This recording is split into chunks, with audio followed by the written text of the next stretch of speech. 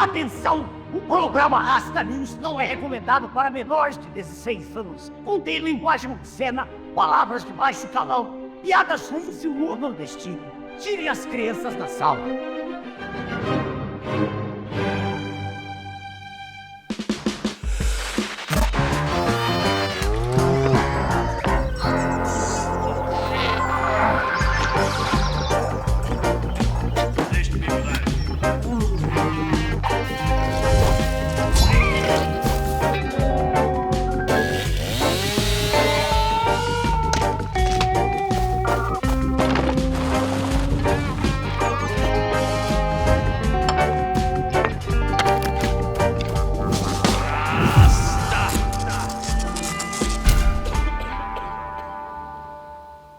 Boa noite, embaixadores. Boa noite, rastas e rastas. Sejam bem-vindos a mais um Rasta News, o seu jornal semanal isento de notícias. Um tempero novo, o movimento natural do homem, um caldeirão de influências, ou apenas as novas invasões bárbaras em casas onde o pai foi comprar cigarro e nunca mais voltou. No Rasta News de hoje, trataremos deste fenômeno tão humano e tão problemático, que tem dado o que falar nas tribunas e palanques do mundo, gerando rusgas e intrigas ventiladas por psicofantas a fim de um voto. No Rasta News de hoje, imigração. Desde os tempos mais primórdios, o homem perambulou pela terra, assentando-se e assimilando-se aos mais diversos ambientes e lugares. Se encontrar um lugar para chamar de seu é uma constante na vida dessa espécie, também o é o incômodo momento em que o homem precisa deixar a sua terra e encontrar outra para se instalar. A figura do cidadão e do imigrante refletem este movimento que embalou muitas das grandes histórias da humanidade. A expulsão de Adão do paraíso, que o força a habitar uma terra dura, onde o preço do pecado é a labuta. O círculo de Odisseu, que, entre batalhas, raparigas imortais, ciclopes e sereias, retorna finalmente a um lar que teve de ser retomado. E o imigrante Enéas, cuja prole formará um grande império, nos ensinam grandes lições e jogam luz nesta questão.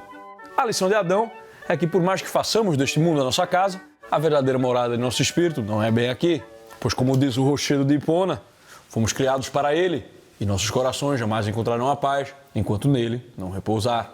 Além de que esse negócio de escutar e dar ásio a despautério de mulher termina dando em quê? Em trabalho, né, meu irmão? A lição de Odisseu é a verdade do cultivo e nos diz que as casas que fazemos neste mundo têm uma permanência frágil e que se nos ausentamos e paramos de atender às necessidades que um lar exige, os crocodilos logo aparecem para se banquetear e se refestelar de tal maneira que o retorno do soberano traz tanto perigo a ele quanto aventurar-se em terras inimigas. E Odisseu ainda se deu bem, apesar de tudo, né, meu irmão? Podia ter terminado ali como Agamenon, né? Corno e assassinado. Ou como Aquiles, que nem pra casa voltou, né? E das lições de Enéas, talvez a que mais influencia o novo mundo é a lição por trás da colonização, a lição por trás dos impérios. Aquela que nos ensina que há algo no espírito humano altivo, que ordena... Como ordena se eu não sou vaca? E que submete a terra de maneira a criar estabilidade para si e para outros. Mas há, além disso, a lição de que a memória de um grande lar é um dos grandes elementos civilizatórios. A memória de Ílion, que vive em Enéas, passa para Ascânio, que passa para Rômulo. E esta fonte mítica da glória de Roma nos lembra que o mito fundador é a primeira liga social que é capaz de fazer com que os diversos visualizem e assimilem a primeira pessoa do plural nesta labuta tortuosa que é constituir um nós verdadeiro. Para explorarmos a verdade na imigração, precisamos, primeiramente, explorar a verdade na cidadania, pois sem ela, a imigração é apenas fonte de conflito e divisão. A cidadania é o que separa o homem civil de seu antepassado tribal. Em vez de apenas seguir a vontade de um líder que se identifica como voz do povo, o homem civil pode olhar para seu vizinho com a segurança de que há uma série de preceitos e expectativas compartilhadas que faz com que a convivência seja possível. A lei, em vez de mera expressão da vontade do mais forte, vem para mediar esta convivência que faz com que vizinhos olhem uns para os outros, não mais sob a ótica tribalista do eu contra ele, mas como compatriotas. A verdade da cidadania moderna é a verdade destes preceitos e expectativas compartilhadas, aquela cola que chamamos de cultura. Ela não é como a cidadania dos antigos ali, né, que na melhor das hipóteses permitia uma atividade comercial, mas que excluía o estrangeiro politicamente.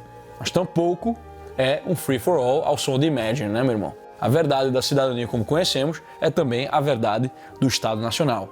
O Estado Nacional moderno é uma rapariga complicada, pois ele é fruto de vários elementos de especulações polêmicas, sensacionalistas e selvagens. Pô, meu irmão, ele é fruto do iluminismo, né? que já é uma complicação por si só, né? E pariu tanto esse conservadorismo que se agarra à cultura e à tradição como fontes de segurança perante o problema insolúvel do conhecimento, quanto também vai parir um racionalismo maluco que alçou voos de Ícaro com suas pretensões estrambóticas contra a natureza humana. O Estado Nacional também é fruto da Revolução Científica que deixou o mundo aparentemente menor ali através do domínio da técnica. E é fruto também da economia de mercado, que além de nos trazer bugigangas e guloseimas diversos, é um fator de influxo de conhecimento e de estrangeiros. E temos também a laicização do Estado, que, se não é criação do Satanás, deve ser de algum amigo próximo dele. Mas esse arranjo depende da criação de uma lealdade baseada em um indivíduo ligado ao território. Então o cara não é mais judeu, muçulmano, católico, ele vira italiano, alemão, americano, e o lugar da religião, tida como fonte de tantos conflitos, vai ali para a vida privada. Bom, 2 guerras mundiais e um comunismo depois, eu não sei bem dizer se foi uma boa troca, mas não é aqui o meu papel usar de anacronismo. Afinal de contas, o Estado-nação é o que a gente tem e provavelmente é melhor do que merecemos nesse vale de lágrimas. Então, vamos olhar para ele como um fato da realidade e vamos tentar não piorar as coisas ao tentar melhorá-las. Meu irmão, se é justo que os iluministas franceses ficaram mais famosos por serem esses racionalistas, planejadores de uma ordem que vem de cima para baixo, né? Reformadores da natureza humana, e os iluministas ingleses, que na verdade são bastante escoceses, ficam com a fama de serem os céticos, arautos do senso comum, eu não sei se é justo ou se não é. Foda-se. Mas o fato é que no Novo Mundo surgiu uma nação em que essas duas pechas se misturaram de uma maneira muito peculiar, os Estados Unidos da América. Se as ideias iluministas aplicadas ali na França levaram a uma revolução sangrenta que terminou com a destruição da ordem e a instauração de uma tirania que só foi se ajeitar com a formação de uma ditadura militar que mais tarde vai se transformar num império nos Estados Unidos, a ideia de uma natureza humana universal, de uma lei moral universal, na qual o governo emerge através do consenso dos governados, constituições que garantam o exercício da liberdade de escolha, encontrou um povo majoritariamente cristão, muitos puritanos, de cultura britânica, acostumados à tradição da common law e da economia de mercado. Ou seja, as ideias deram uma sorte danada aí, né? Isso permitiu que os Estados Unidos se tornassem a terra da imigração. Partindo do pressuposto de que você é um indivíduo, que venham então as massas sedentas por liberdade. E quem foi para lá encontrou liberdade. Porque apesar de ser um país criado com uma carta que parece um projeto a priori, né? O país já tinha sua própria ordem baseada em uma cultura que realmente vivia essas ideias como quem vive uma tradição. Então, meu irmão, cabe o mundo inteiro ali no Texas, basta querer essa tal liberdade. Dá para ter uma multidão de culturas convivendo em um vasto território, mas a verdade desse multiculturalismo aí é guardada por uma cultura que é, em si mesma, bastante única. Então a verdade no multiculturalismo é essa, né, meu irmão? Você tem pessoas de origens diversas convivendo no mesmo território, mas sob uma cultura nacional compartilhada. Temos o grande exemplo de Mendelssohn, né? Compositor alemão de origem judaica, mas cuja música era tão alemã quanto a de Beethoven. O próprio Dvorak, que era um tcheco apaixonado, que na América escreveu a Sinfonia do Novo Mundo. A cultura é o que nos liga ao nosso lar. E confundi-la com a ideia de raça é um erro aí que já nos custou um monte em liberdade e vidas humanas. Porra, meu irmão, no mundo ocidental aí a filosofia da gente é grega, né? Jesus gregão, nosso direito tem origem romana, nossa moral tem origem judaico-cristã, mas essa junção se manifesta de maneira única em cada país, né? Sendo impossível estabelecer ali um senso de pertença sem a assimilação dessa cultura. Mas acontece, senhoras e senhores, que no meio do caminho havia duas pedrinhas do amor, o estado de bem-estar social e com ele uma rapariga autodestrutiva, a teoria crítica. Se por um lado a América recebia um influxo enorme de imigrantes, esses imigrantes vinham com duas certezas: ter o direito à liberdade para perseguir seus objetivos e que ele era americano. Se ele não se sentisse americano, os filhos dele iam. Era isso. Com a importação de ideias mais extravagantes, principalmente durante a Segunda Guerra, os Estados Unidos passaram de um país baseado em direitos negativos, ou seja, aqueles em que você apenas não precisa fazer nada, né? Como é o direito à vida, você só precisa não matar as pessoas, né? O direito à liberdade, você precisa só não encher o saco das pessoas, e a propriedade, é só você não roubar, não matar, que você não vai parar lá. E tem que se fuder, acabou! Há um país baseado cada vez mais em direitos positivos. A fé na capacidade da sociedade de lidar com seus próprios problemas foi sendo gradualmente substituída por programas governamentais que oferecem educação, saúde, moradia e, se possível, e de preferência estimulando o colapso de todos esses, renda. A partir desse momento, meu amigo, o imigrante, antes de se tornar um adendo ao país, já se torna um rombo no orçamento, né? Essa é uma das maneiras mais crocodilosas e mais sacanageiras de colocar uns contra os outros, né? E nisso não houve ninguém mais bem sucedido em acabar com o país do que o Partido Democrata, né, meu irmão? Que é o partido que mantém as fronteiras mais abertas que perna de André Surak, ao mesmo tempo que defende todo um programa de direitos positivos. Os caras querem quebrar a nação, né? Em cima de tudo isso, vem a teoria crítica, que vai afirmar que a América, na verdade, é um grande satanás. Que toda liberdade que existe é, na verdade, o fruto da exploração, do imperialismo, e que adequar-se ao país é uma exigência tirânica, que é a hora do homem branco, corno e cruel, se adequar aos outros. E é aí que a bigodagem vem com tudo, né? Nós já mencionamos a falácia da agregação de bens aqui, né? Grande cagada do anjo pigmeu caolho, por trás ali do slogan da liberdade, igualdade, fraternidade, do abacaxi na pizza, da orquestra sinfônica com banda de rock e outras porcarias, né? Essa falácia é responsável pela doutrina relativista do multiculturalismo, que tende a tomar cada cultura, com exceção da cultura ocidental, como um bem em si mesmo e que é impossível dizer que uma é melhor que a outra sem ser um racista hegemônico. Que as pessoas que migram para um determinado país devem se sentir em casa, sem jamais negociar o que é que pode na cultura dele, mas que não pode ali.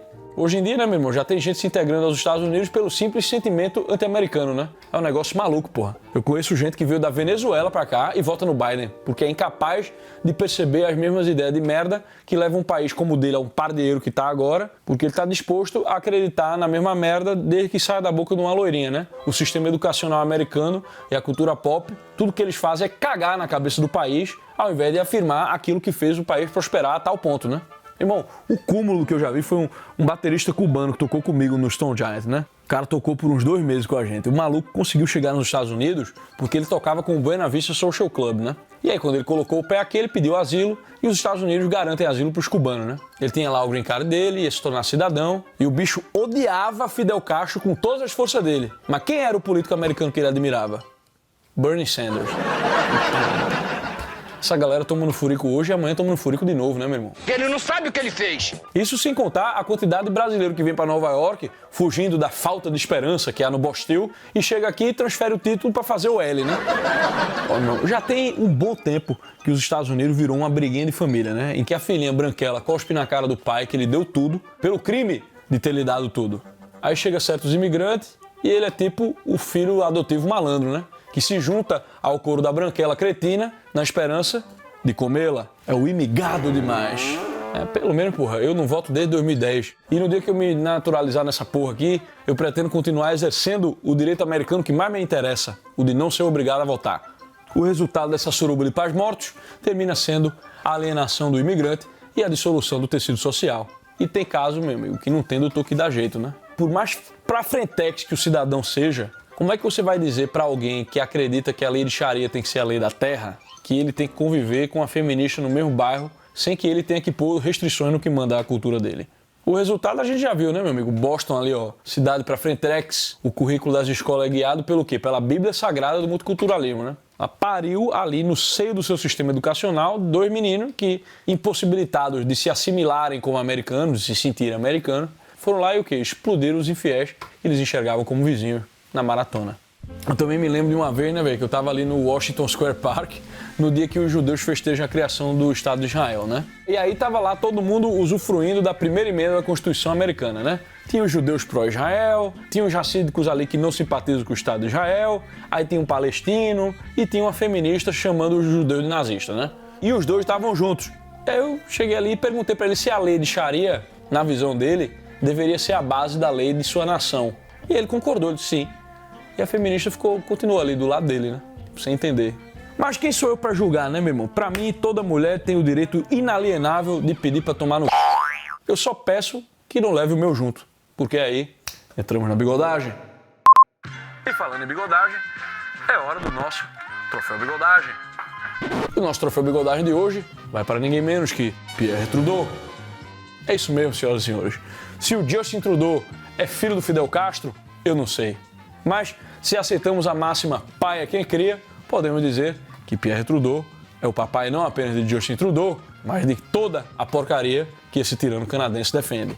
Pierre Trudeau é o responsável pela grande guinada do Partido Liberal do Canadá, de um partido de posições liberais mais clássicas a um completo pardieiro esquerdista. Em 1968, ele se tornou o primeiro-ministro, um cargo que ele ocupou por mais de 15 anos, surfando em uma onda de carisma apoiada ali pela mídia, a chamada Trudeau-mania, uma febre onde multidões de jovens torciam pelo Pierre. E aqui eu gostaria de evocar o axioma do filósofo francês Josquin Técherat, onde há o jovem, ali estará a merda. Pierre Trudeau é mais uma cria da teologia da libertação, meu amigo. A dissertação de mestrado do maluco lá em política econômica de Harvard foi sobre comunismo e cristianismo.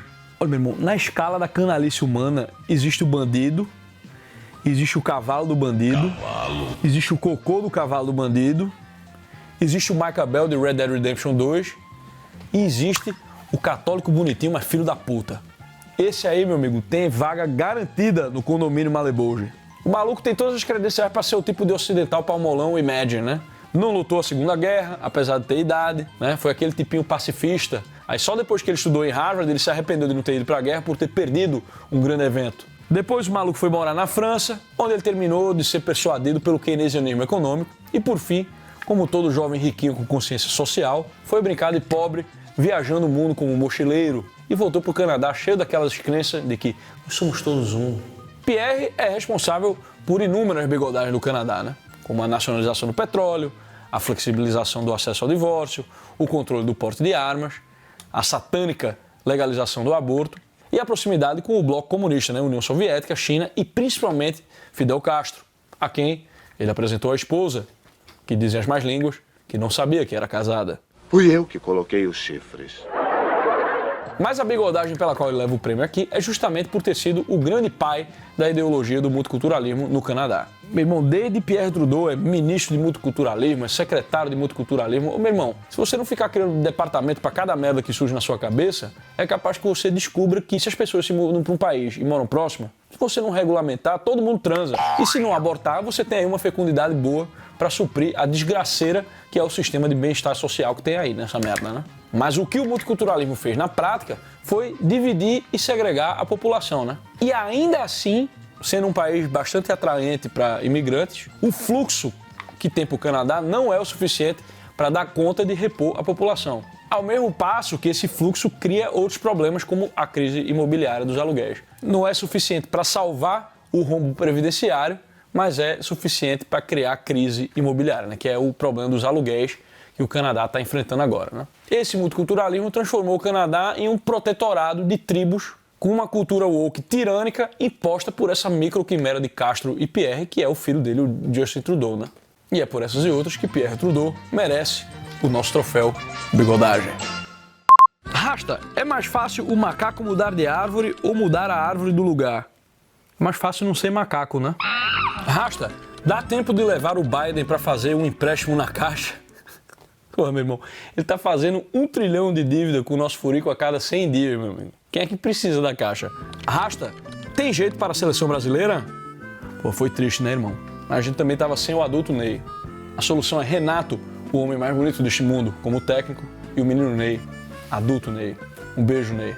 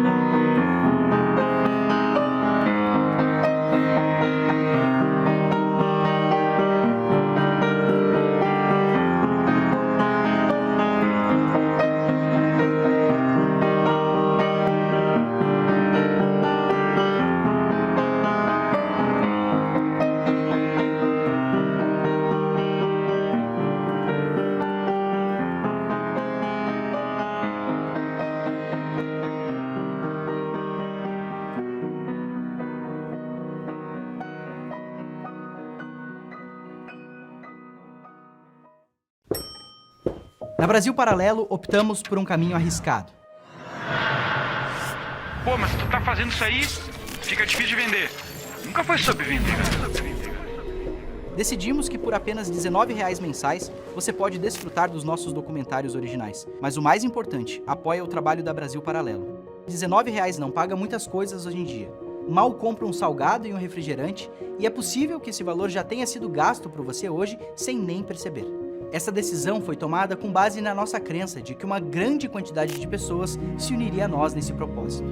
Estamos convencidos de que, com muitas pessoas contribuindo com apenas R$19 mensais, podemos provocar uma transformação significativa na cultura brasileira. Recentemente, o que parecia um sonho distante está agora ao nosso alcance. Ao se tornar um assinante, você amplia a nossa voz.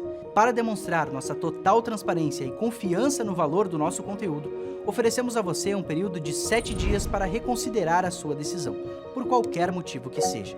Assim que se juntar a nós, você terá a oportunidade de conhecer nossos conteúdos, incluindo debates, entrevistas exclusivas e materiais complementares. A sua participação é fundamental para nós. Esperamos em vê-lo em breve em nossa plataforma de membros. Nós contamos com você, muito obrigado e até breve.